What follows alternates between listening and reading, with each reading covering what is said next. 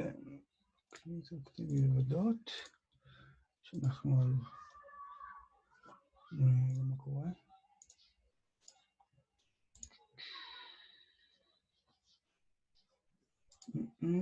סבבה. וסטים סביבות של המקליט.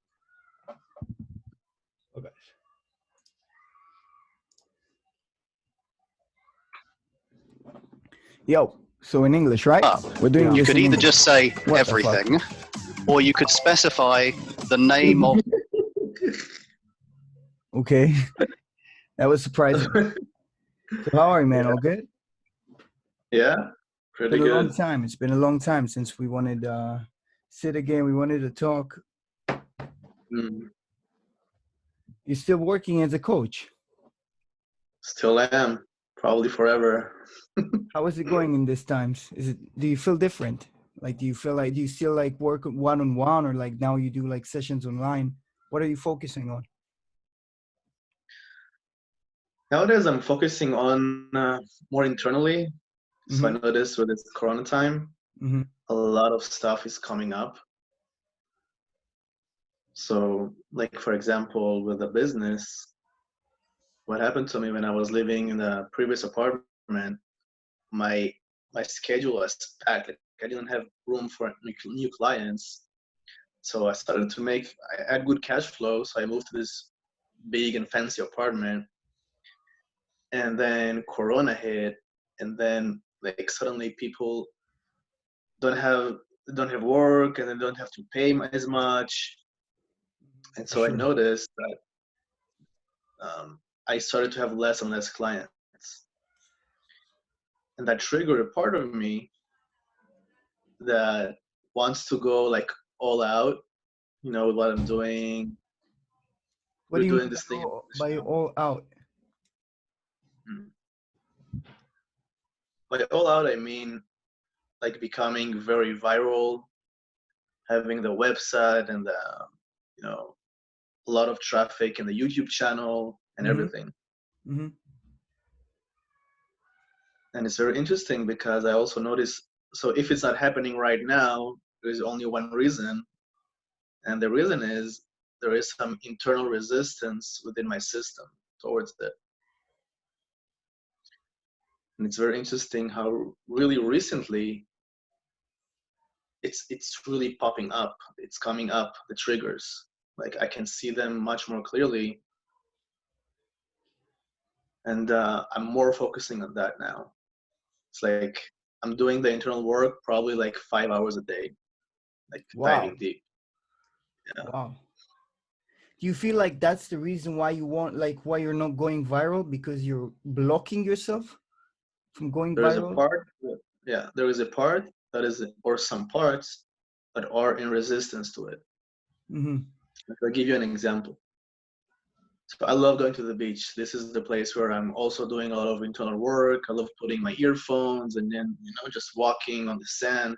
And I had this thing when I was walking there, and, things come up, and I'm walking and I'm crying, and like I'm doing the internal work while I'm walking. And then suddenly this guy comes up and so excited to see me, like a fan. And I needed some time for my own.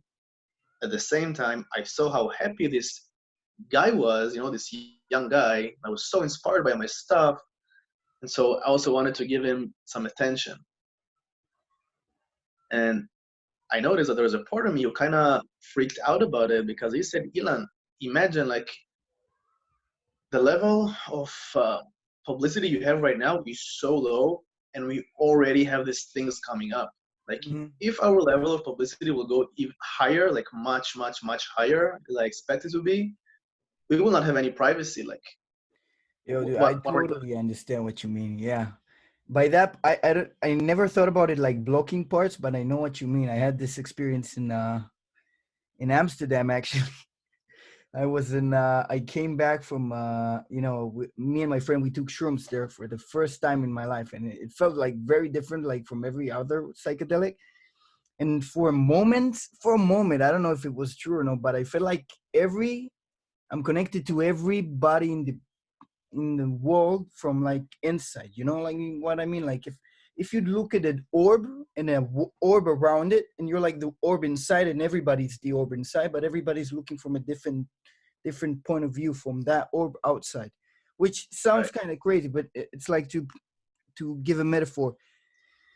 And for a moment I was so scared, dude, like start thinking about what happens if I get really famous as a musician. It's so much responsibility, you know what I mean? Like, it's like, I'm not sure I want, like, what if people start getting jealous, you know? Like, I get so many girls, so I get like money, and like people want to kill me because I have a good life, you know what I mean? Like, it can be scary. It can be scary for sure, man. I know what you mean. Yeah. Yeah. No, it's this thing. Every time you want something in life, if it doesn't happen, there is a reason. And the reason is the resistance to that thing, or something that in the journey or might happen afterwards. Mm-hmm. Like, for example, I had a client, she wanted to get into a relationship.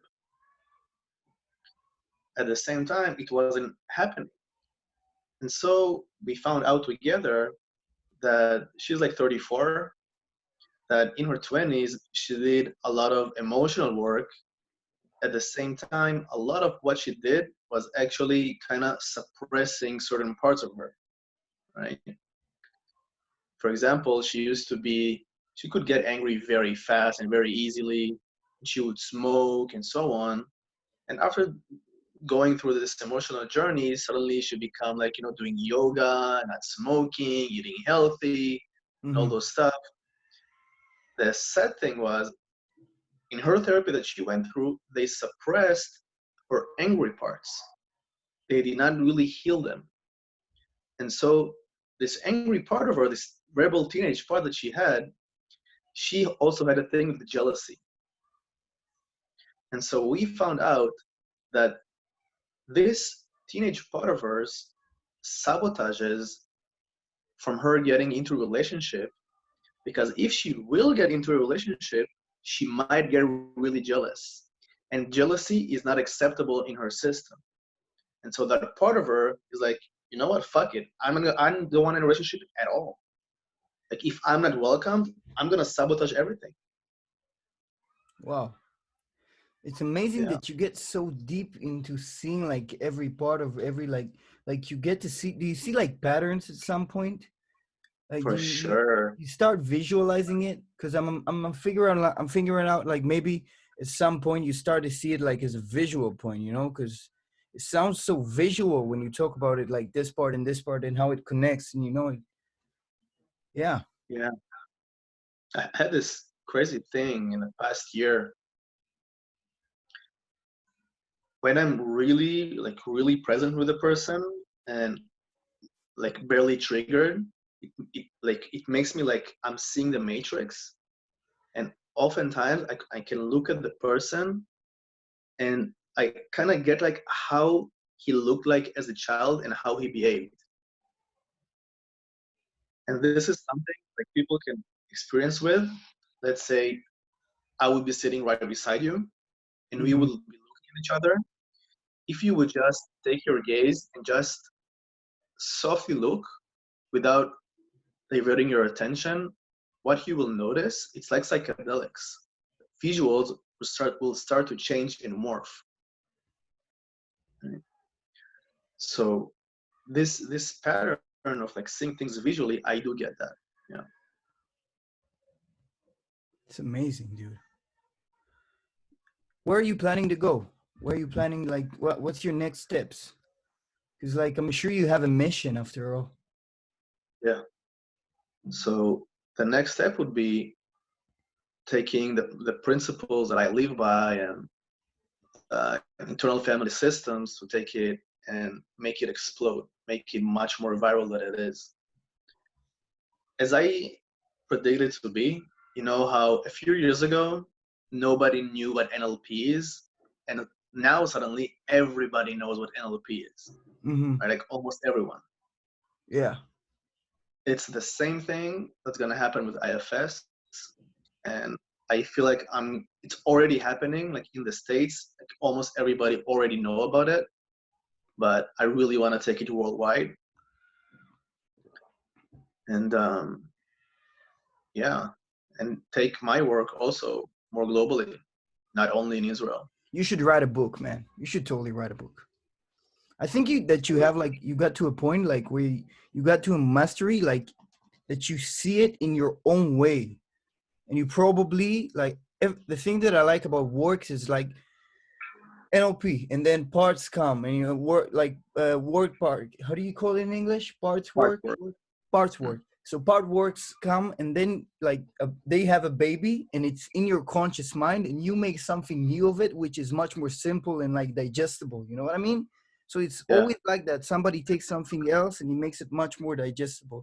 I always think about like Carl Jung books and you know like going back or Nietzsche, which they're so complicated, you know, like they're you get lost in them sometimes and you get like so devoted in this loop that he's trying to explain. And today it's like much more accessible, like all this works. So I think right. like in your situation right now, you should start writing a book, man. I'd advertise it in this new episode. Ilan Koch is Yeah, writing a book, guys. I was thinking of writing a book. At the same time, now I'm more focused on. I just bought some equipment to be like in a home studio with a green screen and everything. Mm-hmm. So my next focus would be to bring out a lot of content, like so basic principles content that Mm-hmm. will revolutionize how people treat themselves. And the benefit would be because they treat themselves in a better way, they will also treat others in a better way. So I have this like basic stuff that I want to put out that a lot of people are not aware of at all. And I think from there, it will go to more like building a course and workshops. I think it's going to be online unless the corona going to finish soon. I hope so. But, and if it does, then it's definitely going to be workshops here in my house. And after that, it's going to go to lectures. And if you've seen some work of Till Swan, she has this thing called synchronization workshops. Mm-hmm. And this is what I'm also seeing myself doing as well. Like having some person ask a question, and then I see an opening, and if he's brave enough, I would invite him to come up on stage, and I will do the process with him while everybody can watch it and also benefit from Yeah, I totally. The thing is, I've seen the like the transformation, and I heard it from people that have met you. You know, like God damn it, I can't believe I forgot his name. What's the name of the dude that slept in your house for a while? Really not really good dude. I just forgot his name right now. You know who I'm talking it. about? But Yuval with the glasses. Amazing guy. the one who's here right now, Is he other here? hosting, I'm not sure if it's him. Yuval was his name. He was a student of yours actually, starting out. with glasses, Gili, Ofek. Gilly. Yeah, Gilly. So Gilly's a really nice dude. And like I noticed like you changed so many people's lives like in a good way because you really understand how to make somebody go through a process where they can heal themselves. But for me, like as a guy from the side who always watched this stuff and never really got into it, like you know, like in a deep level, the challenge for me was always like trying to find the reason, like balancing the time dedicated for the results. You know what I mean? Because most people feel like, okay, I have this problem, but I'm not sure if not most people actually. I should talk for myself, but I feel like for myself, if I have this problem, should I dedicate the time for it? You know what I mean? Because I can Mm-hmm. go without it.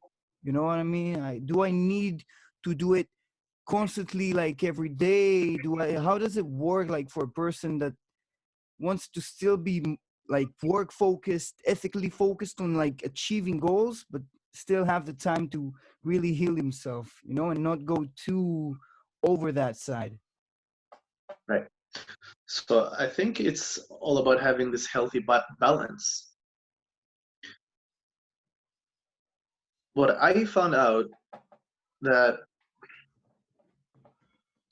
so this is, I think it will go to the conversation of having, coming from a place of inspiration versus desperation, and to talk about willpower. So what I noticed is there are certain people, let's say, for example, Gary Vaynerchuk, probably, Maximilian Berger from RSD, Mm-hmm. Tyler from RSD.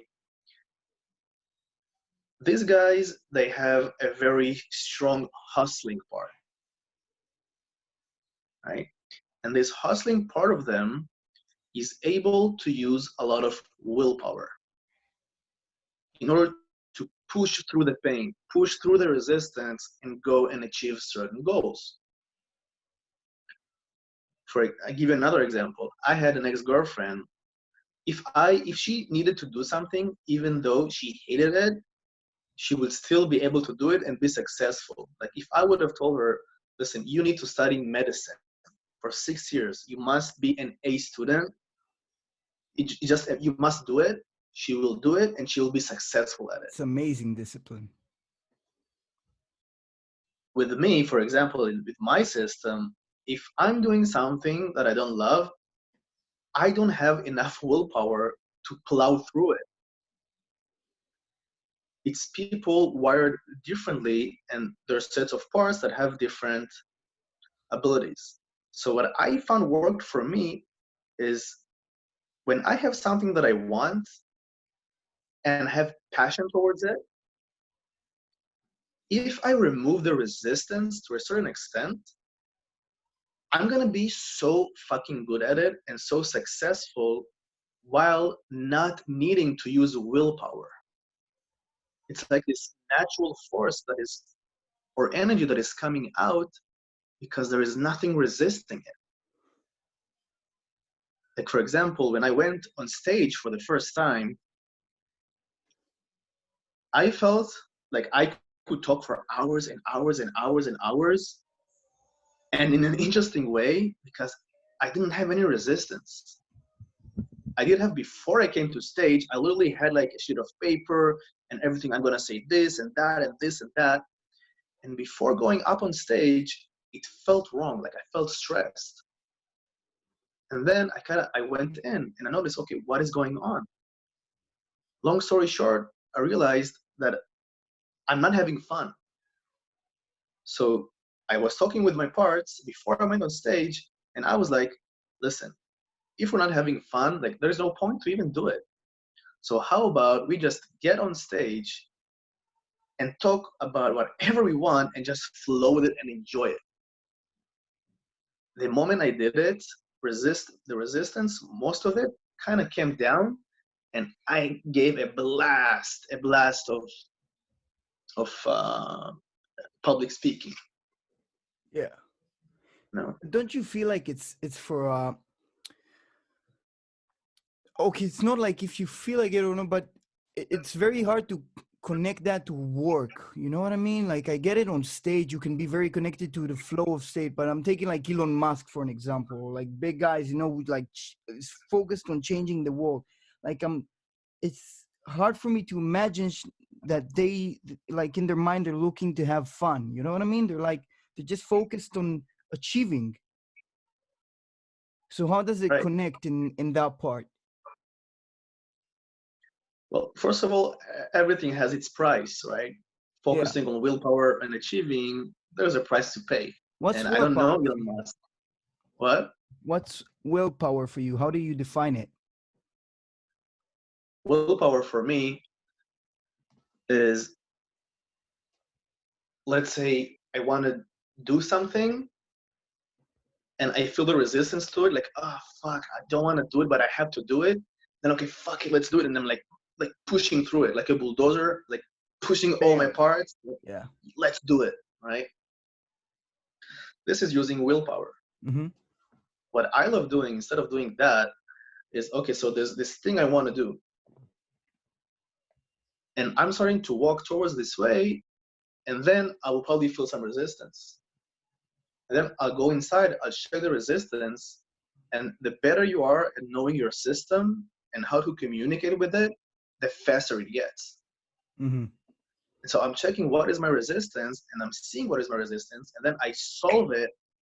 And so instead of keep pushing through it, it's like all my parts like, ah, let's do it. And bam, I'm starting to enjoy it. I'm Mm-hmm. coming to the flow. Yeah. Yeah. Yeah, I know what you. I think I don't think I experience it as much as you are, because it seems like you truly understand what you're talking about in the part. Like you're talking about connecting the parts in yourself to a point of like clarity and agreement, right? So you can like work as a unit of energy. Right, right. Bring them to harmony. Yeah, I get that. I used to get that a lot on stage, and sometimes I wouldn't, because like sometimes I was focused like on impressing a pretty girl or something, which sometimes gave its props, because sometimes it helps. But yeah, I know what you mean. I know what you mean. Like for me right now, it's hard sometimes because I'm going through a phase where I'm learning like programming, for an example, and I have like I want to like seriously like get my head and like push it against the wall sometimes. Like I get headaches sometimes, but I feel like I want to work on it because I'm developing myself to a point where I know like I'll get to the flow at some point. It's hard to start something new sometimes from like like you're playing the guitar, and in the beginning it's just the fingers hurt, you know what I mean? Mm-hmm. Mm-hmm. Yeah. So for me right now, I'm enjoying developing willpower because I never had it. I never had enough of it. Like right now, I'm working. Do you still work out, by the way? Like every day? Yeah.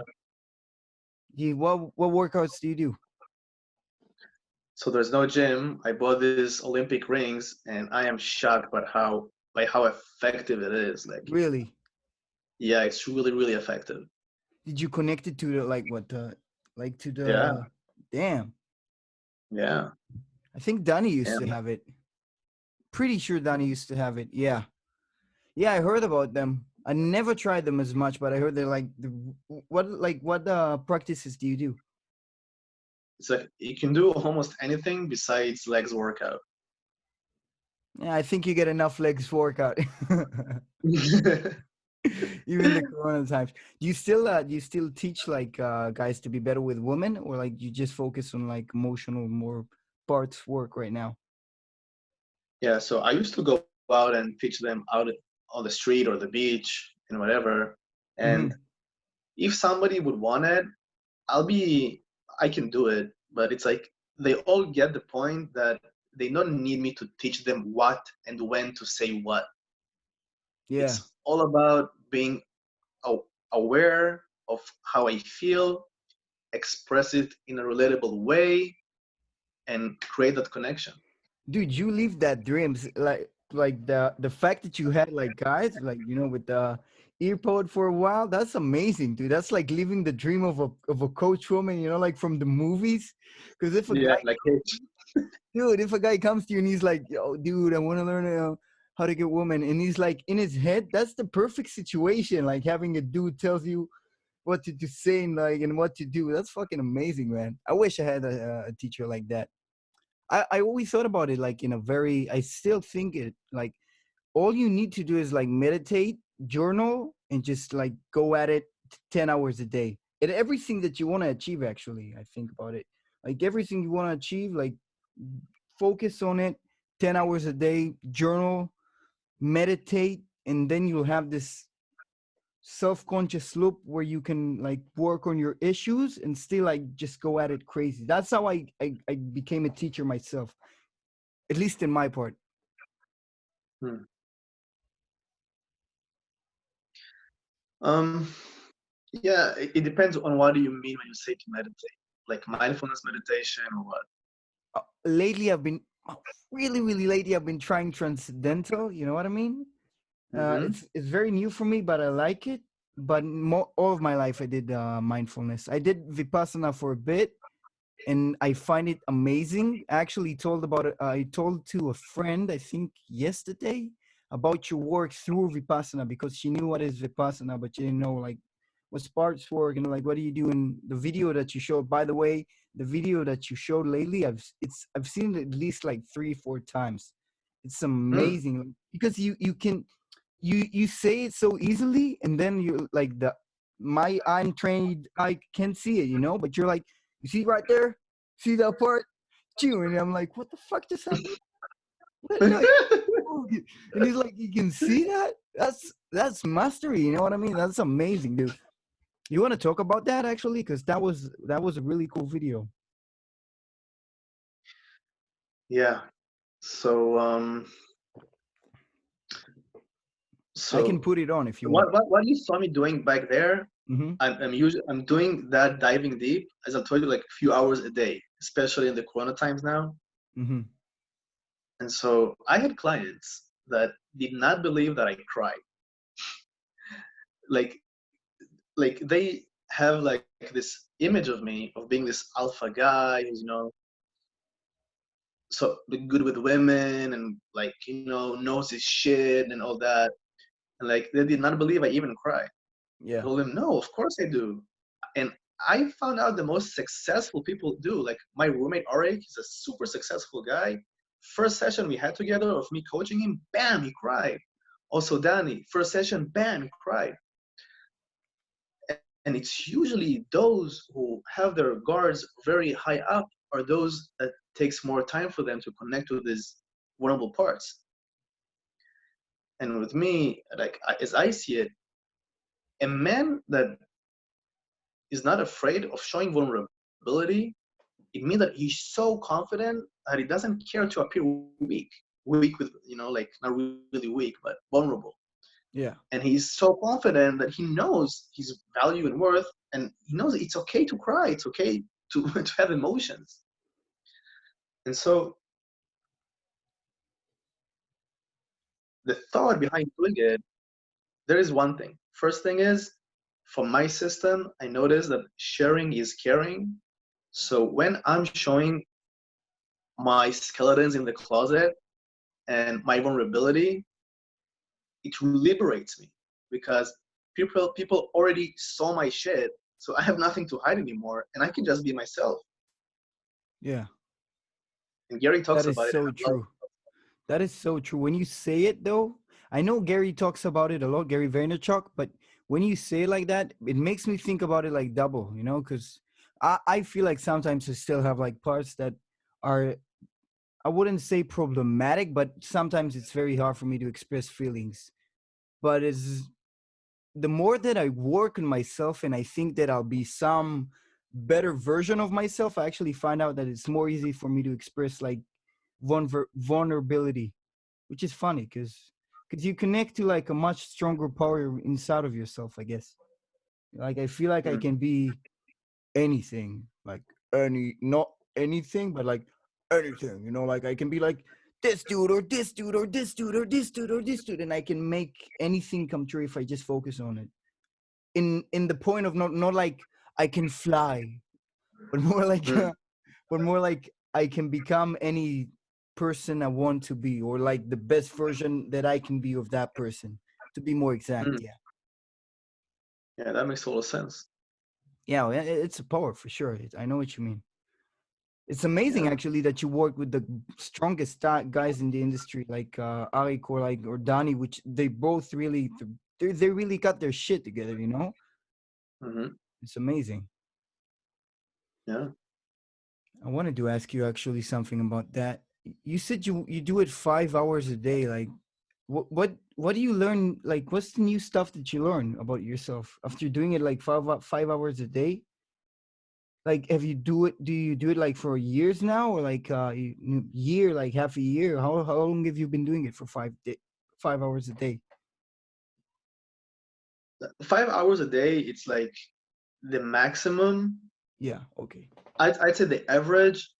So usually it's a minimum of an hour a day, and then it could be like 2.5 hours. Like 5 hours a day is a ton, and I'm doing it only when I'm like super, super triggered. And for example, right now I am.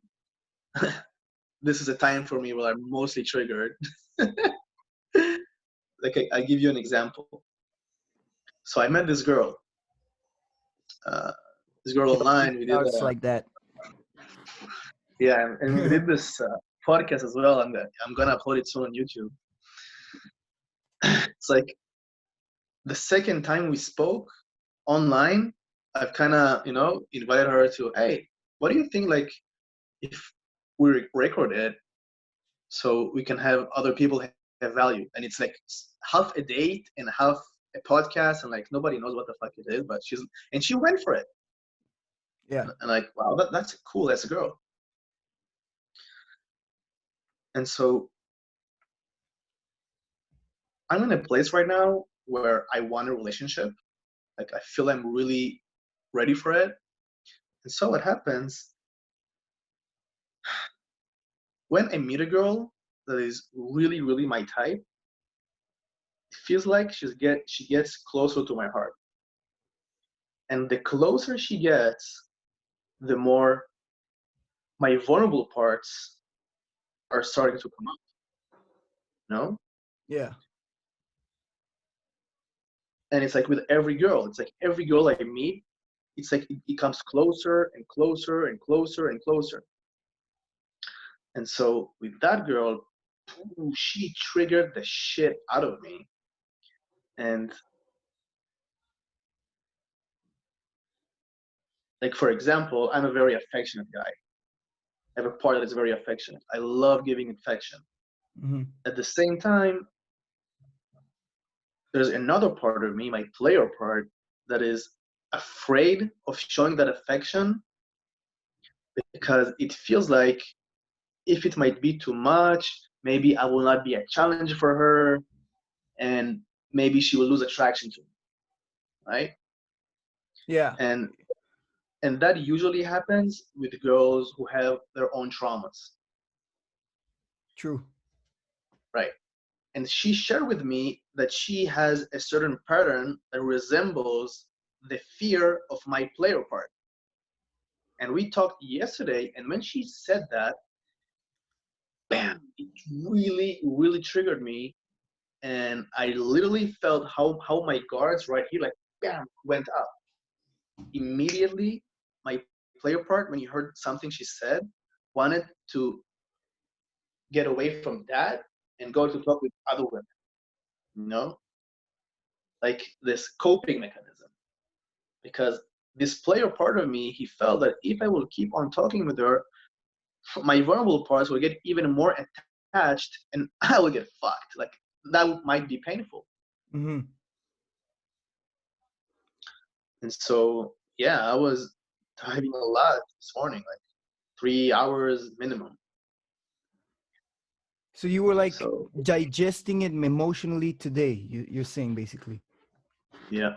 which and let me try to explain it like for people who's just hearing it, and I'll try to explain it in a more like in a different way also, so people can understand from a different way. What you're saying is like you felt her, you felt that you're becoming attached to a girl, and like to still be in control, you wanted like to get more women just to so like okay, if she hurts me I can get more women, right?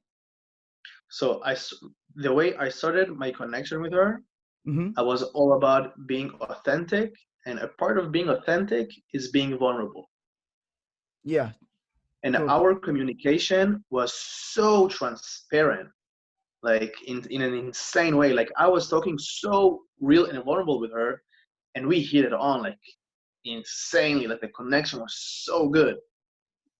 And usually it doesn't happen with me. It takes me time to get feelings towards a woman, but with her, it was so fast. And that was 3 days ago. And then the day afterwards, we spoke in the evening, and then she told me this thing, the pattern she has, and then my defenses came up, and my player part, he said, Ilan, this girl might be danger. Be careful not to attach to her too much. And for us to have a safety net, let's talk with other women. Yeah, I know what you mean. Yeah, it used to happen to me sometimes. No, sometimes a lot. Probably all the time. until I met like my ex. But yeah, I know what you mean because it happens a lot, dude. As a guy, like, also I think it's like some part of it, like in your life, is so habitual. You know what I mean? Like you're so used to like having the going like approaching girls, especially when you're a teacher of that, and you broke that phase where you're scared of it. You're no longer scared. It's like an animal on the loose, you know, like you see pretty girl, cha-ching, cha-ching, cha-ching, cha-ching, you like everywhere. So I yeah, am I still have parts that are scared. Like I'm not a Superman. I do have parts that are scared. I yeah, just but you come learn, with them together. yeah, you learn how to like express them differently. It becomes like a game. Oh, I'm scared of that. Let's try it out. You know, because for me, at least, I was like, I got to a point where I was scared of something, so I noticed I was scared of it. So, okay, there's a new problem that I should solve right now. So I should probably, even if this time I won't approach, next time I should. If the same fear comes up, and I just approach, you know, because at some point, it's just it's just a game, dude. It's just a game. Like the girls change, and then finally, you even when you meet a really special girl, you see like that. You see a reflection of yourself, you know what I mean? Because This is it's just huge. a reflection of yourself. You see like a girl that really likes the stuff that you like. Most of the time, I think I took it from Teal Swan that you told me about. Like the part of it, not exactly what she said, but a lot of the times when I met a girl and she got into my life, it was always because we became like this person who's like close to each other, but like in a different, like differentiating in opposites, but we're like the same person. You know what I mean? So like we like say like healthy food, yeah. We like meditation, we like yoga. But before I met her, she was like that. But we have this different, opposite vibes still, which is like the reasons that we met or whatever. It's hard to explain, but do you understand what I mean? Yeah, I know Till's content, so I get what you mean. Yeah. Yeah, so do you want to explain about it? Because it's pretty amazing, the part of like the mirror part that she talks about. That really changed, that really made me like realize new stuff. I'm sure you can explain it much better because you really learned about it. Yeah. So there's this thing about attraction.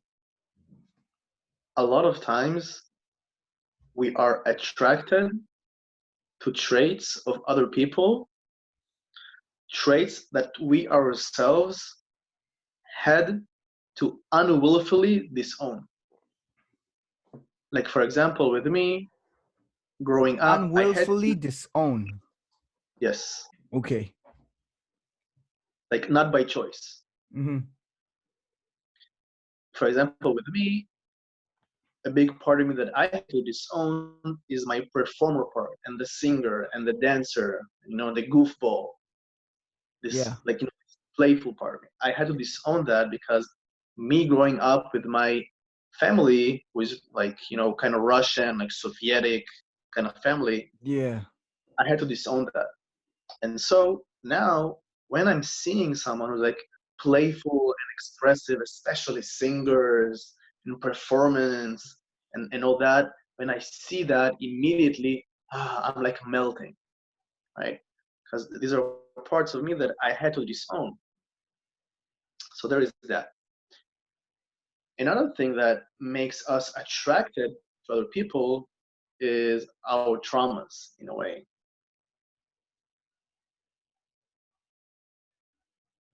For example, women that they say, how is it that I'm always in a relationship with a douchebag?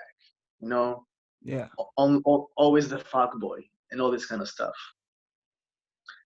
And I always say, like, if there is a pattern, a pattern is always a clue for something. Like there is a reason why you attract douchebags all the time. And why is that? Part of it is because in her childhood trauma, she, what she is doing, her wounded part, her traumatized part, the exile we call it in IFS, he is kind of trying to fix the broken relationship she had when she was a small kid, even though now she's an adult. And it's so often for women that they are attracted to the unemotional, like the unavailable emotional dudes, and try to get them available, like try to fight it and try to change them and so on. And it's basically their kind of twisted way of trying to heal themselves subconsciously. Because they're trying to make themselves feel important by making him emotionally available to her.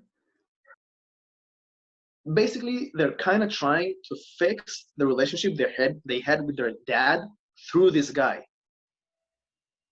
in a subconscious level.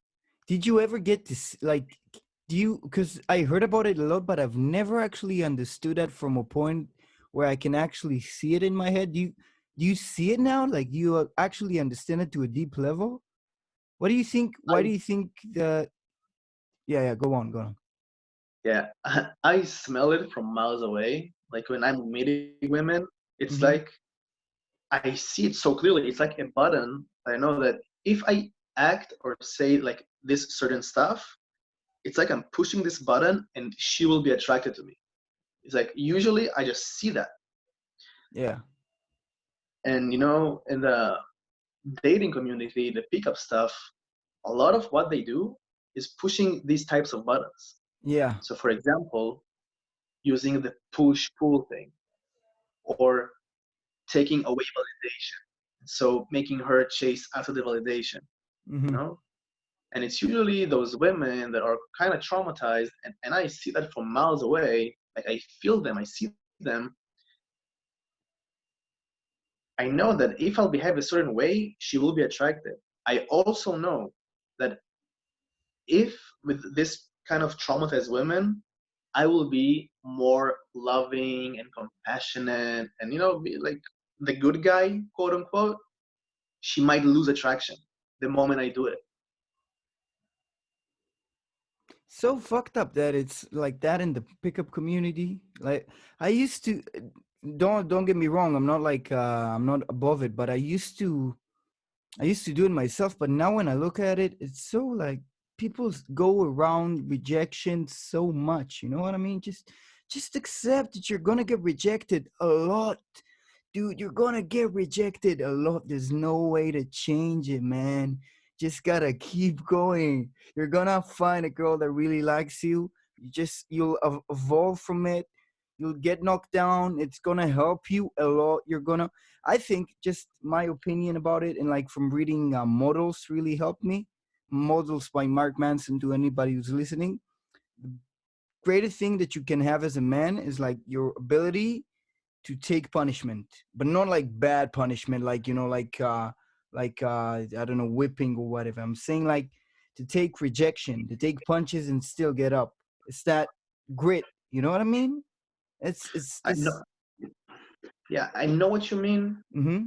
At the same time, it could also be a problem. Like, for example, I have clients that went exactly the way that you said, and they went out and they go rejection after rejection, but they plow through it and they go on because they see, for example, Max, like RSD videos saying, yeah, go with the rejection, and they read the books and so on. And what happens, it might come to a point where they get like so much rejected. It's like their emotional bank is getting so low that it might cause regression. It And might cause what? regression, Okay. it's like for some people, let's say with me, for example, I got rejected a lot. And I also got a little bit at the beginning, like good replies. And replies is not the word, I forgot the word. But that kind of pushed me forward, right? There are other guys, when they get rejected all this time, it's like they're getting re-traumatized again and again and But do again they and again. meditate? Do they journal? Do they meditate? Do they make this self-conscious effort to disconnect themselves from the, like from the experience? Because most guys So don't. so the guy that came to me, and I did call it a name. Uh, let's say the wounded pickup guy. So they did not do it, and only after they started working with me and I got them into like awareness and all this kind of stuff, then they realize that, first of all, why they get rejected so much. Like they see the pattern, and then the way they also behave starting to change.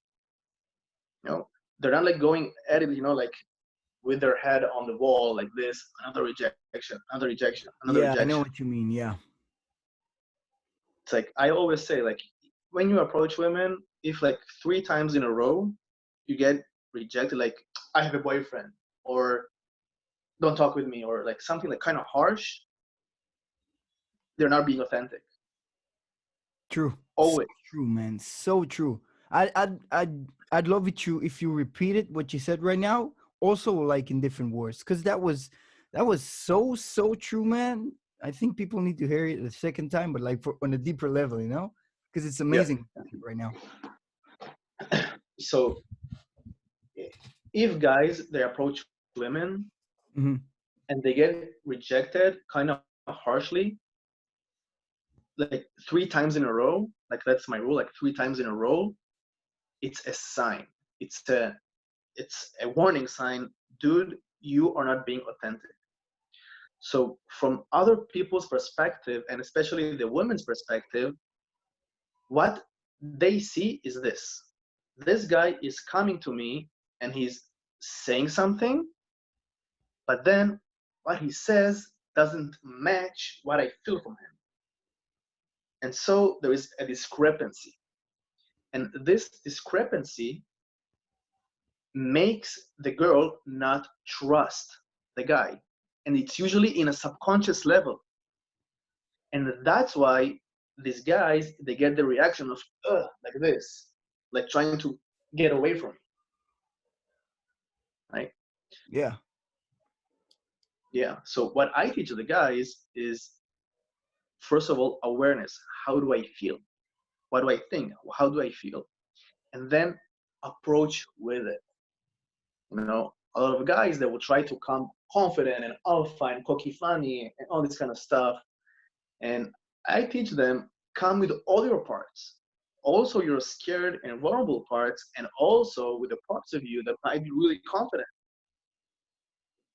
Like, for example, I'll give you an example for that. Let's say I see this girl, and then I might think in my head, oh, damn, she's so hot. At the same time, I also have a part of me that is scared to get rejected. And so usually when I approach, I'll be aware of my parts and I'll express them. For example, like I'll catch her attention in some way, a hi or whatever, and I'll say something along the lines of what happened. It's like I saw you, and in my head I thought to myself, "Damn, you are so beautiful or hot or whatever."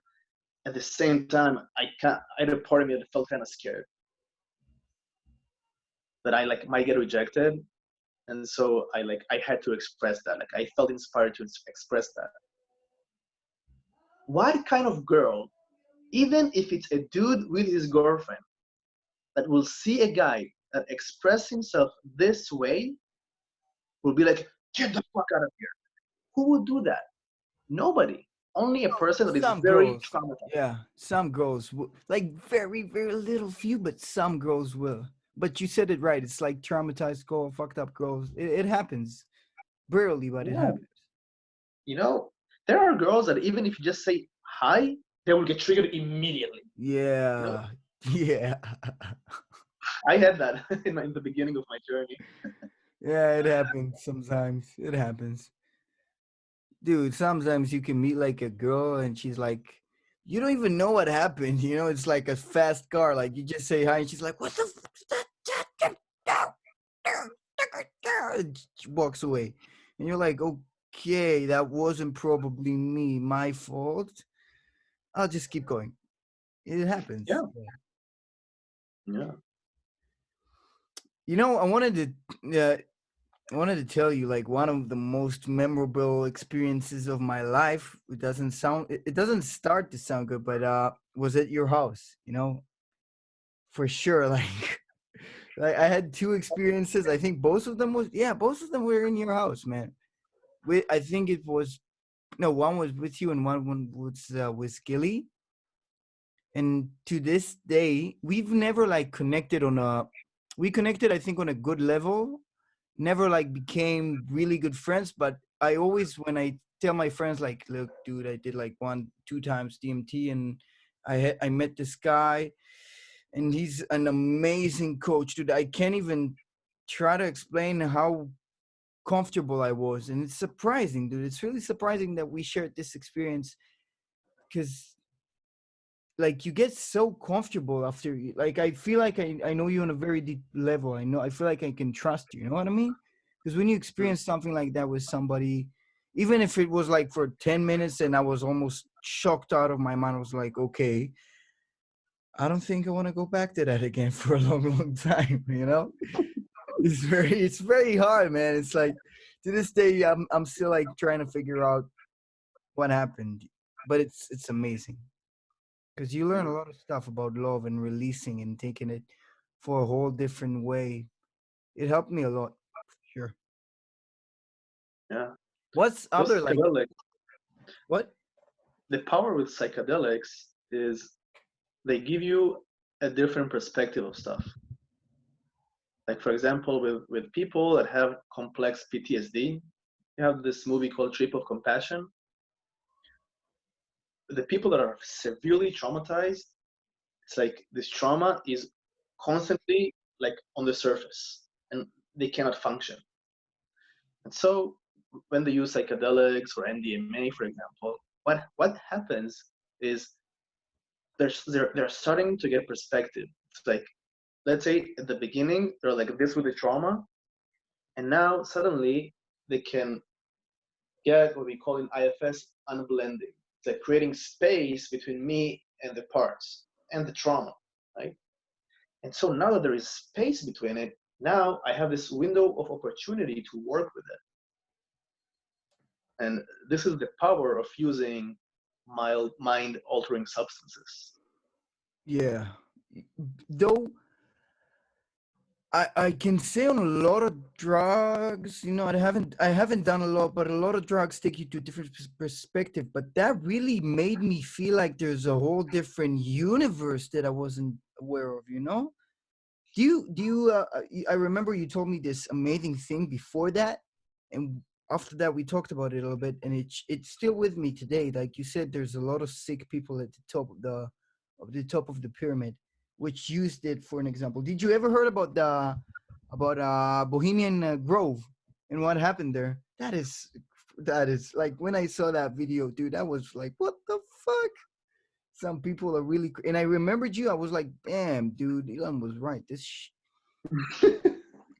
Dude, that's a owl, dude. They're praying to an owl with like sacrificing like baby dolls or something. I don't know. That's like the Clinton family allegedly, but still, yeah, dude. The war's Yeah, crazy. this rabbit hole of what you just talked about is so deep.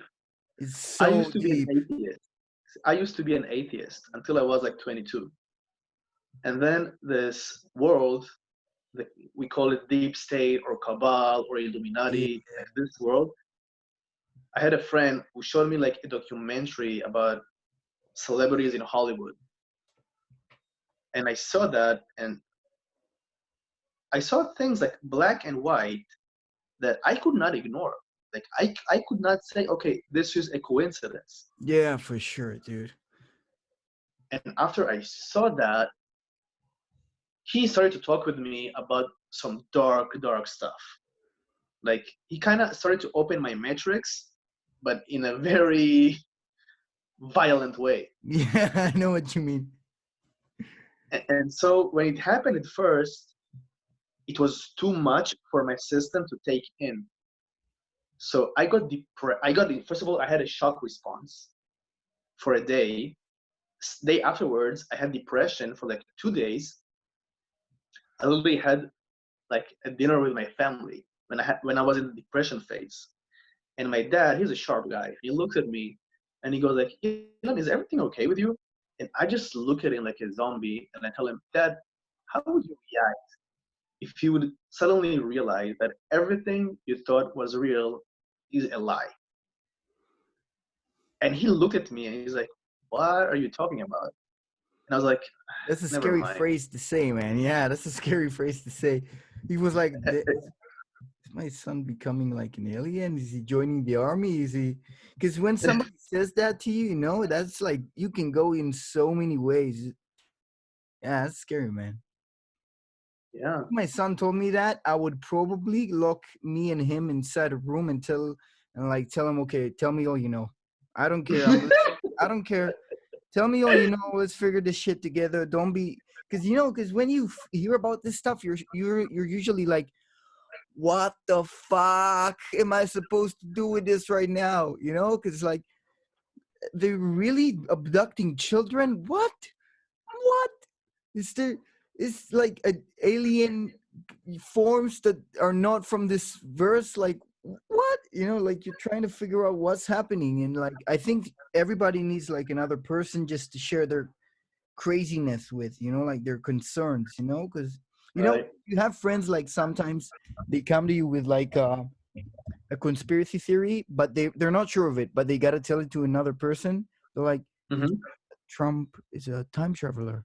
There's a book about it, but they're not sure, you know. They just like they just want to say it to another person. If you ask them like, do you believe that? No, no, I don't, but I gotta tell it to another dude because maybe if some other dude will believe it, maybe I'll start think about it. You know what I mean? Hmm. Yeah, so the world of conspiracy theories,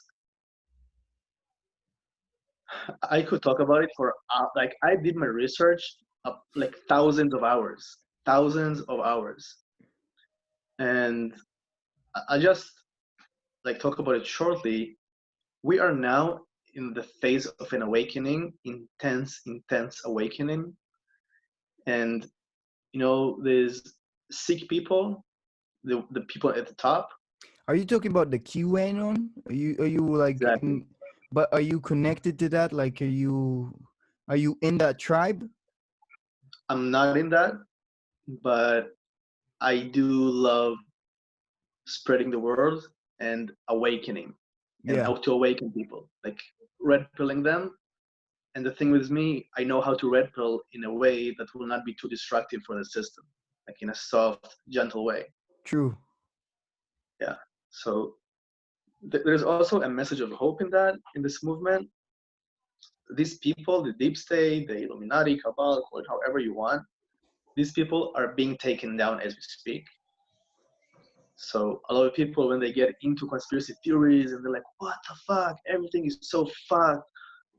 We're just being controlled, and our sky is sprayed and we drink fluoride and all this stuff.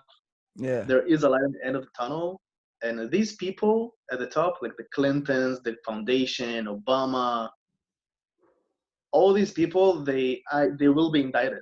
They will be arrested at some point. And I give it a few months from Really? You think every one of them will be though? I don't think. there's- I don't know, man. I don't know. I don't like to base an opinion on anything on that, and just I hope to see. I'm trying like to avoid the controlling part. You know, like I don't drink water with fluoride from the sink. Like I try to drink mineral water as much as I can. I do my best to avoid like chemtrails and still like use like zinc and curcum and turmeric and vitamins to try to stay healthy. But dude, if I know what's happening, there's so many nut jobs like just saying crazy shit. Like you can never know, you know, like some now. dude on the internet starts evolving this new theory and suddenly another 1,000 people believe it, and then like nobody knows actually. Yeah, and there's a lot of disinformation as well. For sure, man, for sure, for sure. Yeah, there was something though. There was something else that I wanted to ask you about. Yeah, what's he like your habits these days? Like what except like going deep and like going meditation, what do you focus on else? You know, do you like yeah. I remember you used to do shakes, you know, like you were really into nutrition. Yeah, so I'm starting to go vegan. Mm-hmm.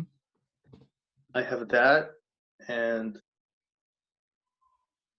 my attention is mostly focused on the internal work. And now with the corona times, like I would be at the beach like 5 times a week usually. I cannot do that. So Yeah, the time in the beach is replaced with diving deep. So true. and yeah, it's mostly that, to be honest. In the beach you were also like diving deep. Still, I remember like you going meditating. Like I've seen you meditate at least 3 times just walking around. Really. Yeah, when I was in Tel Aviv for sure. Mm. The beach for you was like I knew if I'm taking a student to the sea, like 80% chance I'm going to see you that day. It was your territory, man. Yeah. Yeah. And what you said about the awakening is really, really true. It's really true. Like you actually take people to a point where where they connect to a deeper part of compassion inside themselves. And when you compassion is a skill, it's a muscle, not to say a skill, but it's a muscle. So So that's the thing. I do not see it as a muscle. It's not something that has to be developed. From my perspective, everybody has it. In their core, everybody has it. but to which level? Highest level possible.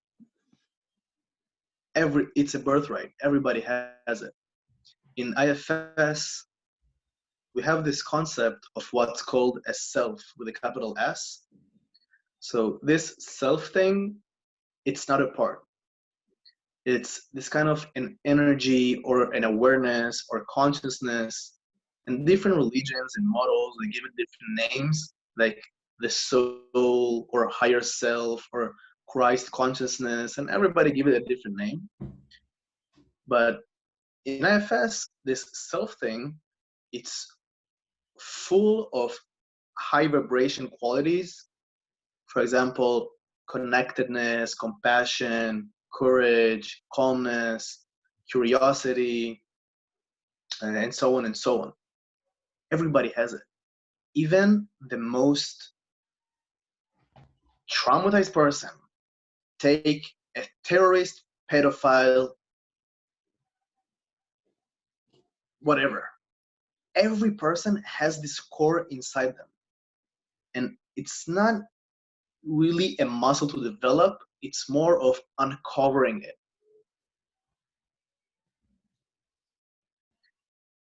Do you When mean you say uncover? muscle, Do you mean when you say uncover by muscle, taking the trauma down, or like what do you mean by uncover? Because that's a really big yeah, word. I wanna get in that. yeah. To uncover in IFS, it's called unblending. So what happened, the founder of IFS, Richard Schwartz, he worked with the most complex and traumatized people, like murderers, pedophiles, and so on and so on. And what he notices, like, so he used to be a family therapist, and then he had clients telling them, so I have this part that says that, and this part that says other thing. And then Dick, the founder, he's like, wait, could it be possible that just like there is an external family, could there also be an internal family? And so out of nowhere, he just asked this random client, could you ask this part of yours to give us some space? And to his amazement, the client part actually did give space. And so what he found out, with every person, if they move enough parts, in IFS we call it unblending, this person comes out. And it's the same person with every client. This compassionate, courageous, calm person. And so they asked them, so who is this part that is speaking right now? And then the people, they said, no, it's not a part, it's myself. And so later on, when he built the model, he called it the self with a capital S. what's your thoughts though about, like, for an example, sociopath or psychopaths, like people like from the end of the ratio? Do you Yeah. think like they can be compassionate? Because I understand what you're saying, but I feel like it's for 80% of the population, 90% if you're going like really, really with it. Yeah, there is also things of pathology. Like for example, let's say somebody has brain damage. If he has the IQ or capacity of a chicken, he will not be like he could not have really self energy in it because there is no vehicle to contain it. Yeah, and You know? when we both met people like that for sure. Yeah. And people that are psychopaths and with BPD and all different kinds of pathologies, a lot of them, it's basically just parts of them that became extreme, like really extreme. And most of it, like a lot of times, if you connect to this part and you allow it to come down or unblend, people could experience shifts very fast.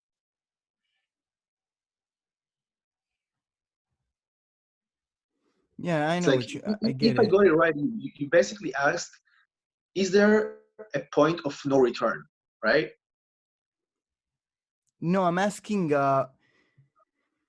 Yeah, yeah. I guess it's like a point of no return. I'm asking, like, is there exceptions? Because I feel like they are, and they should be acknowledged. Because some people are just dickheads, man. Like wired. I think like.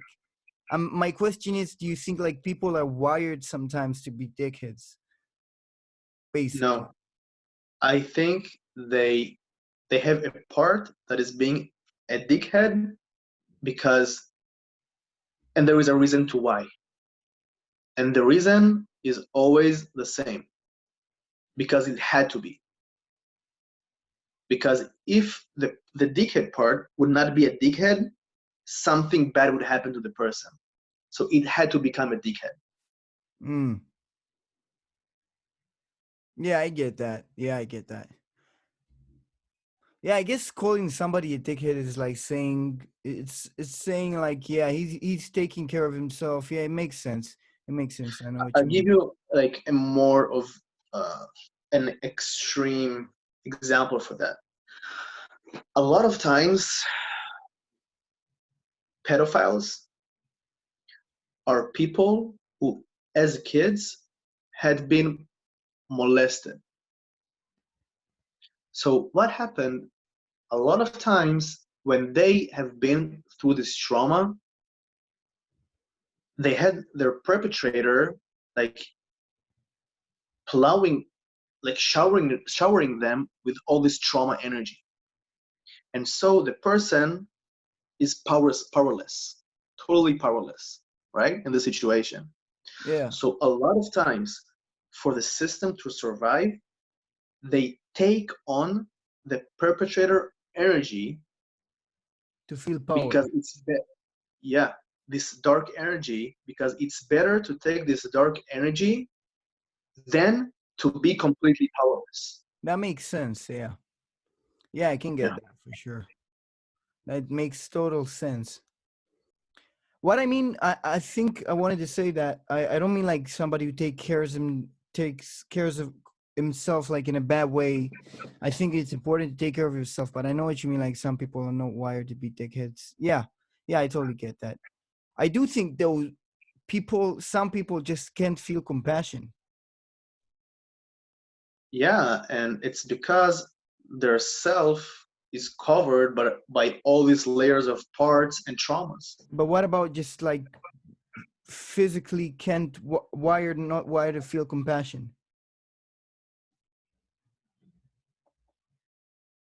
I mean, I'm not saying I'm playing devil's advocate. You know, I've seen it. They do it in a lot of podcasts. So I'm trying like to take the negative side just to bring all the points up.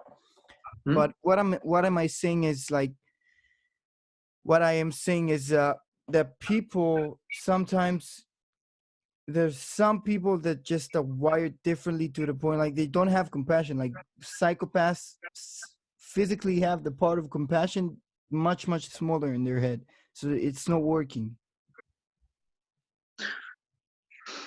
Yeah. And so, because for a long time this pathway in the brain has not been used, so they could have very minimal access to it. At the same time, if they're going through the right kind of therapy and they unblend from the parts and they get more access to this self thing that I'm talking about, that everybody has, that compassion just comes out. It's I'm like, not sure. I'm not sure for just for psychopaths. I know what you mean. Like I'm talking about like 98% of the population probably don't, but I think like 2% are just mentally fucked up. Like there's, don't get me wrong. I'm saying it's like medically. I used to think I'm a psychopath, until I realized, okay, I'm not even close. Because if you go like on YouTube and you see like the guys talking about murder, and like you see they just don't have any emotion, and it's like this pattern of behavior. For an example, they're easily, they can manipulate easily, and they have this part of them that doesn't care emotionally about anything else, and they're very violent, excessively into, it's like a just a genetic fuck up. Maybe it's not a fuck up. People say that it's like tribally they were the people that were made to do the most worst things for a tribe, like murderers, but back then they were like the best warriors, you know what I mean? yeah. It's like tribe culture. So unless it's in a very extreme thing of pathology of the brain, I think that also these psychopaths, they can get access to self. You call itself like the part of like where you feel compassion, or is it like this higher part of yourself? Because if it's a higher part, I totally agree. I can understand what you mean. Yeah, so this self is not really a part. It's kind of this presence or a being, or Okay, yeah. yeah, It's like yeah, the unfolding of parts. right. When Okay. you move enough parts, everybody get access to this self thing. It's probably, how many times have you done it already that you've helped people get to that part, to the unfolding of parts? Yeah, so there are levels. It's less of an on off, am I in self or not in self? It's a level of energy of how much self is present. So for example, the early signs of self energy would be curiosity. Like for example, I have this critical part, right? So I asked the client, so how do you feel towards this critical part? This fucking asshole, he fucks up my life, always judges me about this and that and this and that. So what I understand, so there is a part that is blended with the client. And so I invite this part to give me some space. And then, how do you feel now towards the critical part? And then go like, oh, I don't really like him. He's kind of nasty, this part. So another part, take that aside. Move enough parts, and suddenly what happens? So how do you feel towards this part right now? And it's like this. And suddenly they go like, I'm kind of curious, like how come he's acting this way? So usually curiosity is the first sign of self is more present right now. Yeah.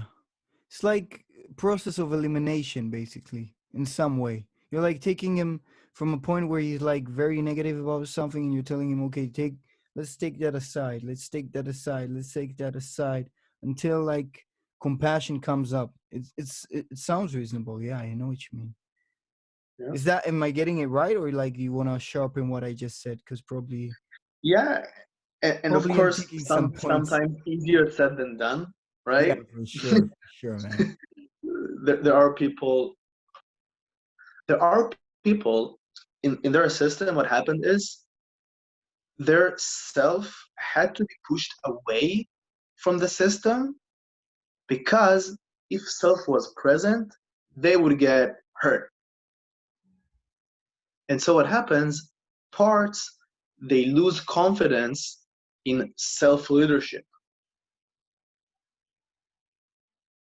And so it's usually with this kind of systems, it could take months for a client to feel some kind of self-energy.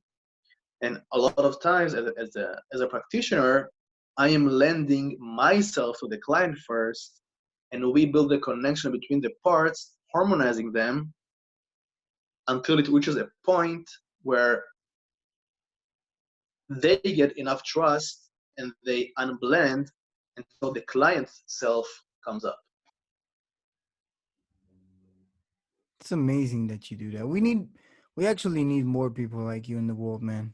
Like more and more. I don't know. I'm just thinking about my mother immediately, and I'm thinking about what's your point about addictions, dude? Like, how do you think people can solve that in relationship with what that you do? Like, because I'm sure that you have like good advice about that, and I know so many people like that are fighting addiction right now. In my life, at least, Yeah. So addiction is usually a firefighter part.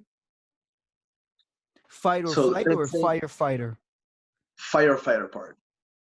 It's basically a part that is trying to distract from something, usually from pain. Hmm. Like Yeah. for example, when I was a teen, my parents and everybody thought I have an addiction for computer games. And this is so common nowadays, to be addicted to the screens.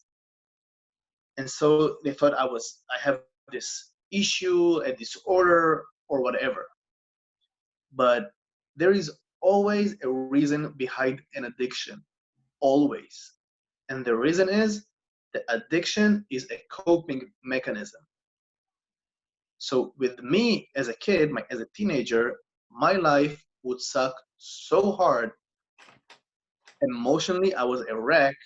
So my only way to escape these harsh feelings is playing computer games. That was my escape. And a lot of people, they have addictions for sex, for example. I have this friend, he you could say addicted to sex because he's at home, feels kind of lonely, and because he doesn't know how to deal with those emotions, he tries to escape the loneliness. And how he does that? Having sex with women. And oftentimes after they have sex, he loses interest with the girl. Yeah. And then he goes to the next and the next and the next and the next. And he's not realizing he's escaping something. So addictions is usually, like almost always, a means of escape or to cope with something. Dude, I was addicted to video games so long. So long in my life. Until I got to a point where I was looking at it and was like, this is just leading nowhere. Nowhere, man. I played Hearthstone for a long time. And it's like this card game where you're You know, Hearthstone. So anyone who's listening who doesn't know, it's like this card game where you're like me building boards and like minions, and I got to a point where I was like, I could feel that I'm not, my soul is dying slowly inside, and I'm not enjoying it, and it feels like, so I got there was this new game that came lately. I think it was called what Warfare, right? Like Call of Duty Warfare. It's like a new battle royale, and Corona just started, and I play like for 2 days, and I was like, okay, I'm gonna get addicted to it if I keep playing. Just delete all games now. You're disconnected from Hearthstone enough. Do it now, man. Do it now. Deleted all games. My life changed to the better so much, man. Everything. Like I started working out steadily again. I got back to I learned programming. I did this podcast. Like nutrition is on top, relationships is on top. It's all because like process of elimination with addictions. I was like focused on how can I clean addictions from my life, which also sex, which was like I wouldn't say I'm addicted heavily because I know people like that really like need that part all the time, you know, like exactly as you said, they're feeling lonely or they're feeling like they don't have a purpose. That's a big one also. Like if as a man you don't have a purpose, sex can be a really good drug for that. You just forget about everything, you know, like you have this girl who really likes you, who's getting this pleasure from you, you feel important, you feel like this very like macho guy, you're connecting to like parts of your brain which lit up, so it feels like a lot of parts. But when I started figuring out this loop that for me at least I keep seeing like, okay, this leads me nowhere good, it really starts solving like, okay, that's an addiction, that's an addiction, this is an addiction. It helps for sure. Yeah. And you're kind of lucky because a lot of people, let's say they're addicted to something, if they like will forcefully take out this addiction, usually it will switch to another addiction and usually more extreme than what it was before. Oh, dude, I'm addicted. I'm addicted for sure, but just I addicted myself to good stuff. I think you can never like completely run off from addiction. You just gotta addict yourself to the good shit. I'm addicted to working out. I'm addicted to working hard. You know, like Yeah. that's the best parts for me at least, because I'm thinking about it. Okay, like you gotta do something with your time, and addiction could be a hell of a tool. You know what I mean? You can use it as a tool like to help you can make your mind think about stuff that you would crave in a real very very good way, although it doesn't fit with the dictionary, because addiction like is, think it's like pronounced like not pronounced, but like the definition is something that gives you negative results and you can't avoid it or something like that. Yeah. Something along the lines. But with you, like, yeah, there is a definition that I forgot. It's very precise. But yeah, so I'll give you an example. Let's say I had this guy who called me and said, "Hey, Ilan, I need to come to you." I'm like, yeah. So what's the issue?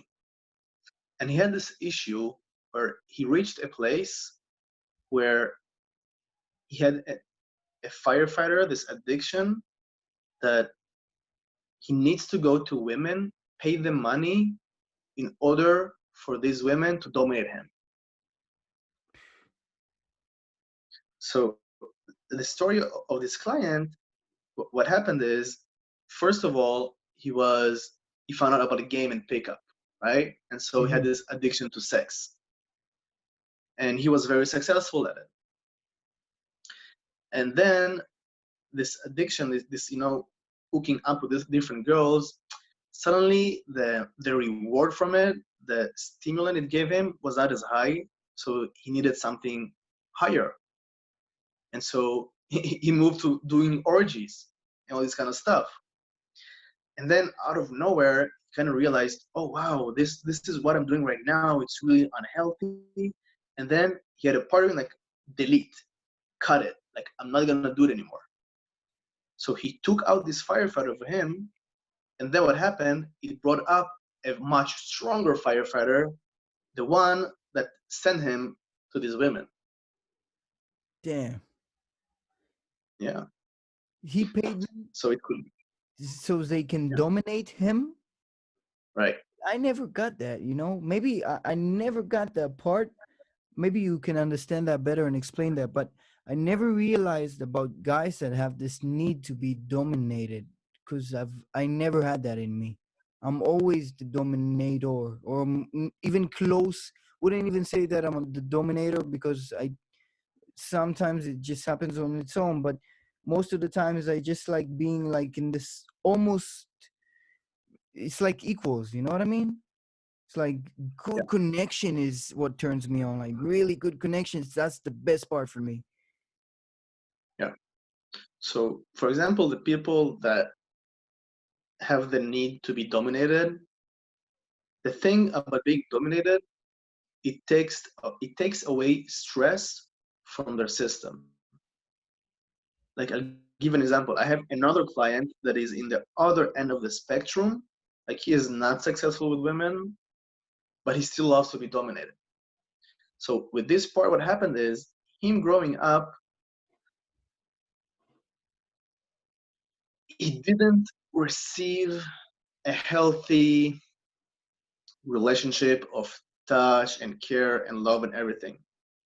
And so he got the burden or a trauma that he afraid that he's like this kind of a monster, that he might do something, like he might touch a girl in a way that she won't like, and then he will get a lot of shame for it. Like this is one of his traumas. And so for this guy, when he goes to a woman who is dominating him, that means he could not be shamed by doing something bad to the girl because he has no responsibility. So the fact that the woman is dominating him takes away from the client the responsibility. And if there is no responsibility, he cannot be a bad boy or a bad kid. And so there is no stress in the system. And when there is no stress in the system, automatically sexual energy comes up. Mm, interesting. It's interesting that you can see those parts, dude. Do you feel like do you I'm pretty sure that it releases you from a lot of judgment, like in because automatically when you said that I was like, okay, and what do you think about that? Because I'm like, because for me at least I'm like, what a pussy, dude. Like how can he want to be dominated? But when you say like that, I'm like, okay, I get that. Okay, that makes total sense. And like I'm guessing like all this parts work really helps you to become non-judgmental in so many ways. Right, right. Because what happens is the clearer I see myself, my parts, the clearer I see other people. Yeah. And so when I'm seeing someone that behaves in a certain way, usually it's almost automatically that I see the reason behind why he's acting the way he's acting. And because I see the reason why behind it, I can see, oh, this person is just very wounded. He's traumatized. And that's why he's being like a douchebag or a dickhead to me. And so I'm seeing that, and it's very fast for me to feel a certain kind of compassion towards them. It's Really? the same Yeah, I with get the that. people at the top, the elite, the pedophiles and the sick people. I Hmm. also have a lot of compassion towards them, even though they do horrendous stuff, because I know they are so sick. Only I a get sick what you mean. person can do this kind of stuff. I get what you mean, but for me, I got to maybe it's a part of me that like is broken in itself. Yeah, I don't know, dude. But for me, like a lot of times, I can get into a defensive mode or like like become this aggressor. Or, like would say just no, dude. I won't accept that. Stay away from me. Or like to my friends, like also I like talking shit with my friends sometimes. Like I had this really good friend that we had, like when we went to Amsterdam. Most of the time, like I was shit talking him the entire trip, and it was fun for me. I'm not like taking it seriously. I was like every time like, dude, shit talk me too. I don't care. I don't care. It's all good. I mean, it's not that it would change how much I love you. But sometimes I just love. I think that I don't know. Like nature is so hard sometimes. Life is so hard that you don't have a different choice. Like it's amazing that the world has people like you that actually give this man and people like a choice to become this, to actually heal their wounds. But for my life, in my life, I was like, fuck it, dude. Whatever happens, like you gotta embrace it at some point. Become a man. Don't be a bitch. Just fucking go at it. Go at it. And I know, like that. Don't be a bitch is like this, very like it's this macho idea, and it has two sides about it. Like don't over oppress about it, and don't be like don't take it as an excuse. But for me, I'm thinking like whatever prepares me for the next moment better. I'm guessing that's what I'm trying to say. Yeah, because there's a part of you that is afraid that if you will not be prepared for the next moment. Something bad might happen. Well, for sure, man. But I don't think it's a bad part, you know, because like for me, yeah, dude. Like shit happens, dude. Like I remember in Tel Aviv one time I was walking down the street and like this big dude, not big, like my size, maybe a little bit bigger, just comes and he's like, "Yeah, want to fight, dude? You want to fight? What the fucking bro?" You know? And I was like, "Shit, dude.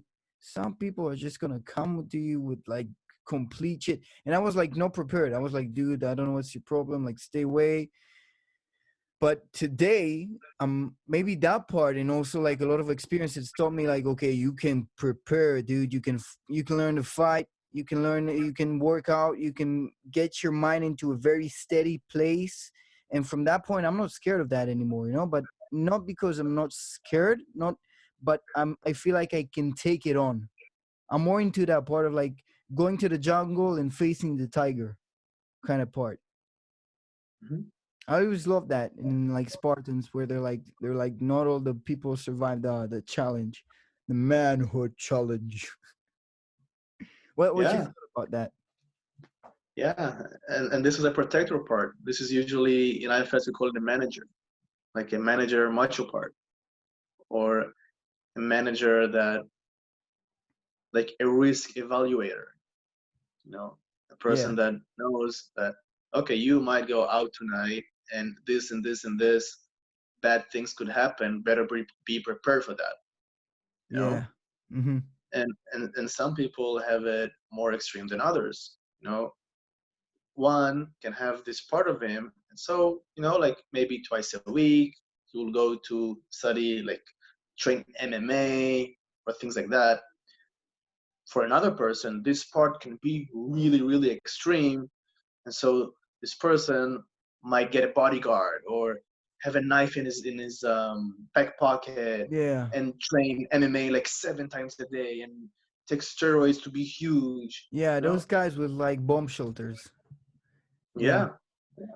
true, No. true, man. Now I was almost at the extreme. I always had the potential to be the extreme. You know? No, really, dude. Because like from trips and shit that I've done, I always if I can go to a bad part in myself and like be a little bit paranoid. I think like I need to get to a safe place sometimes. But over the years, I became like more aware of that and just evolved to a point where I can take that as a energy to become stronger. I don't think I ever fixed that, but I use it as an energy to become stronger, which I think is the best part that I can do so far. I don't know. Maybe one day we'll sit down and you'll show me like if if I can clean that part. But for me in my head, it's hard for me even to try to convince me to work on that because I'm like, fuck it, no, no, dude. I had like shit happened. I'm sure that I need to be prepared. Yeah, Yeah, and every part that we have this mantra in IFS, and the mantra is all parts are welcomed. Every yeah, part has its valuable role. yeah. At the same time, some parts, because of trauma we've been through, they had no choice but to become extreme Mm, to protect us. But the thing is, these parts, they still think we are this 6-year-old kid that got traumatized, and these parts don't have the awareness that we're adults already and that mostly it's safe right now. And so usually building the connection with these parts and updating them about the real age, usually even that creates a huge shift. And parts that understand, oh, wait, so he is not this 6-year-old kid anymore. And when they see that, usually very fast, they become less and less extreme because they understand they have less to protect in a way. yeah, yeah, dude. I totally get what you mean. Yeah, I've been through that in my heart at least. what do you think like the for you, if you can talk about it, if you want to talk about it, what's like the biggest challenge for you that you crossed using the parts method, or like the like the did you get what I mean, like the growth that you made from like working on parts on yourself? I didn't get your question. So what do you think like the greatest change was for you, like working on parts for yourself?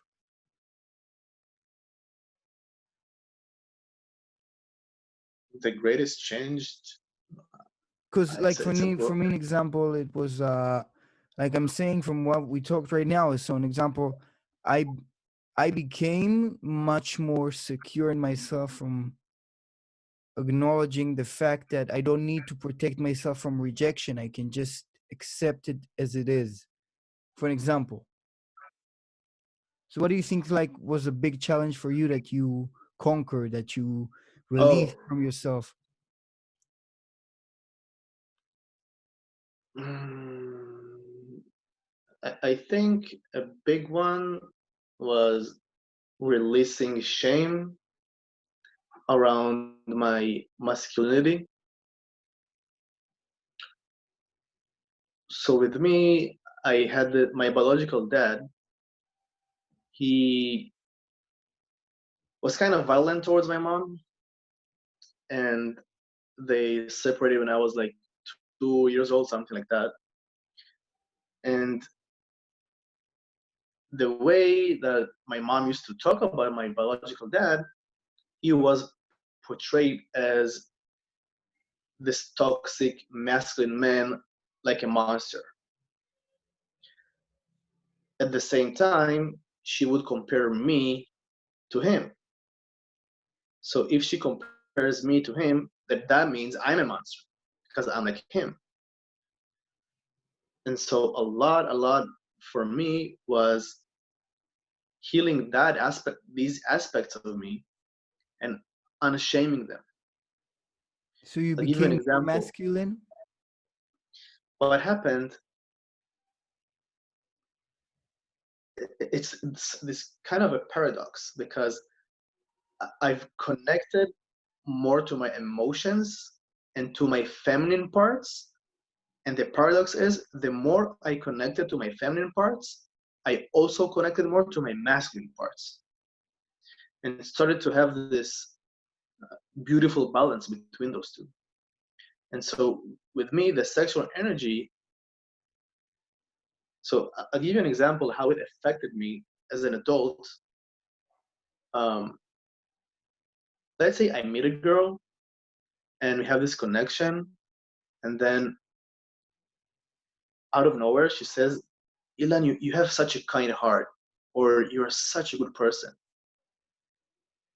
A lot of times when they said that to me, I would get triggered and I would almost start crying because a part of me could not believe what she's saying because it thought that I'm a monster. Like if you saw the movie The Hunchback from Notre Dame, Mm-mm.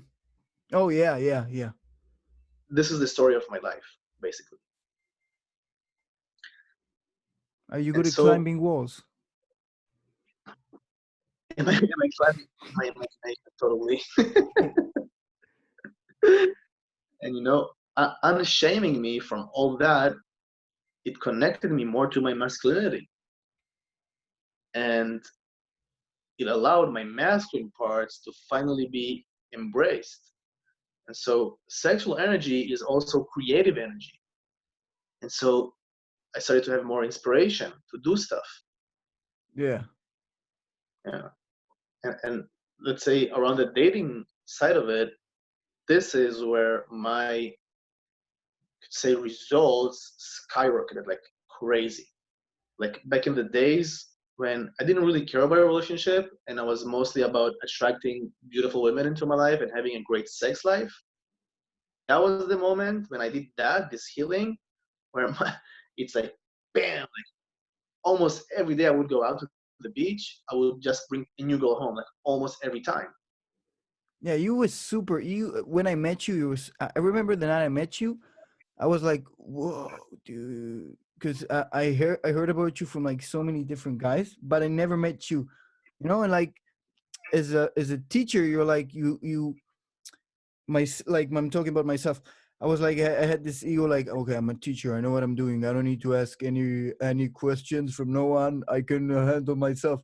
And then I met you, I think, outside of that small bar. Oh, I met you on the way to there. I think it was not Kuli Alma, was the second bar, you know what I mean, the small one with the techno. Sputnik? Sputnik, yeah, I haven't been there in such a long time. Damn, I miss Tel Aviv so much, man. So I met you on walking outside, I think, and we started talking, and then I was like, okay, do you want to go inside? And you were like already going, and then you talked with this girl, and I noticed you were so. And I've met some present guys, but you were super present, man. You were like super present. You were like there with a lot of parts of you shining, and that was like for me. I was like, damn, dude, here's a guy who knows what he's doing. And it's before I even seen you like game much, but I heard about you and I heard you like you're really good. It was like, okay, I know this guy knows what he's doing. As a teacher, I can see it myself, but it was like because you can see a lot of people that do game and they talk about how they can that but when it comes to like speaking with the girl, you can see it in their eyes when they're speaking with her, how much they're feeling comfortable. And you were like they're Right. connected with yourself first, and Mm, that was such a big difference. That was for sure, like I noticed, like, okay, this guy knows what he's doing. I yeah. think every time I had a student, I always like, listen, dude, if this doesn't work out, you should go to Ilan. Like he's a whole different vibe. You should go to him. Like really, you should try. Because for me, at least, I always believe that I always told every student of mine, like, you don't need me. You can use a notebook, meditation, and just go approach. Because I believe everybody's got their own way of learning, And I'm like, I'm just trying to speed up things, but sometimes like it, people have different ways to help you. Yeah. And different things work for different people. For sure, man. I think the world needs more of what you do, like to globalize it more for sure. Because everybody, maybe it's because we were in this community of like game and stuff, but everybody I heard from, you really impacted them, really impacted them, which is amazing. I can't say the same thing because I was like, just let's go get girls, man. Let's go get girls. But you were like really into like emotion and solving that parts. Yeah. Yeah. With me, it was less about telling them what to do. It's more about connecting them to themselves so they can understand what they want. True. Yeah. Are you still in a good relationship with Gilly? Yeah. How is he, dude? I haven't heard from him about in a long time. Do you still meet up or like just for sure now just with the phone? Yeah. He came by a few days ago. Are you living now with Arik? Yeah. Dude, the apartment that it seems like a really cool apartment. Who's in your apartment? Me and him. Oh, just you and him. It seemed like much more people. Yeah. Damn, dude. It's really nice. Yeah. Should come sometime. I will. I will. I'm try. I have so many temptations to go back to Tel Aviv, and I really want to, but I'm working like on a lot of stuff right now together. Like I'm learning programming, and I have this couple of apps that I want to develop, and like I'm working as a producer in this podcast, and the situation here at home isn't so easy so always. But yeah, for sure, man. I want to do like at least a week because it feels like I've been there for 1 year, but it changed so much my experience in my head, like so much of my thoughts change and how I looked at the world and relationships, definitely relationships, dude. Because like my friends ask me sometimes, okay, you were there for a year, how did you meet so many people? I was like, I was just focused on meeting all the great guys, like that's all I wanted to do, like get to know all the best people in the industry. It's the Yeah. best part. You meet so many interesting people. And only the strongest like can stay there, you know? That's also pretty amazing. Survival of the fittest in its best. Yeah, Tel Aviv is a jungle. Yeah, for sure, man. It's like the fact if you live in Tel Aviv already, you already have like a star up. You know what I mean? Like you Mm, already have this. Okay, you're handling Tel Aviv. You're staying here, taking the, because I think everybody in our community, like our community, you know, like RSD community, the game, a lot of them like took the fact in that don't complain. Like don't complain, dude. Don't waste your time on complaining. It doesn't help no one. You're either here, you want to stay here, good. You don't want to stay here, leave. You don't have like yeah, nobody cares about the rent. Nobody who the people that want to live in Tel Aviv take it as it is, dude. Take it as it yeah, is. That's what it is, man. You want to be at the top. You want to be around people that want to work hard. That's the place. yeah, sure. You want to say a couple more things before we end this? I think we got to a really good start, man. An hour and a half, I think, right? Something like that. Yeah. Um, yeah, I'm curious to know what would you like to see me getting out there? I would love to see weekly videos for sure on YouTube, for sure, man. Weekly videos like you just like taking subjects from life and explaining how to solve them or like how you approach them yourself. Because I think like you have so much to give, and it's just like learning to articulate it in front of a crowd steadily.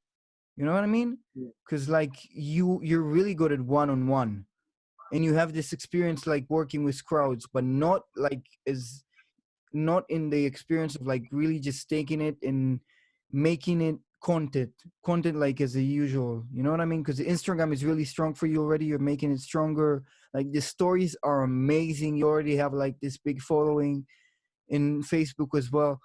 But I'd love to see like you becoming more of a content creator usually, because I think the world is missing the option to just open YouTube and like pick your thoughts. You know, like okay, I want to hear today what Ilan has to say about getting out of addiction. Like well, like what we talked about, for an example, like what Ilan is thinking about how to deal with a bad breakup, how to take myself out of a rut. Because I'm sure you have so much knowledge. I'm sure I have so many questions because I've interviewed you 3 times, man, 3 times, and each time I was like, that's cool. That's something I could take.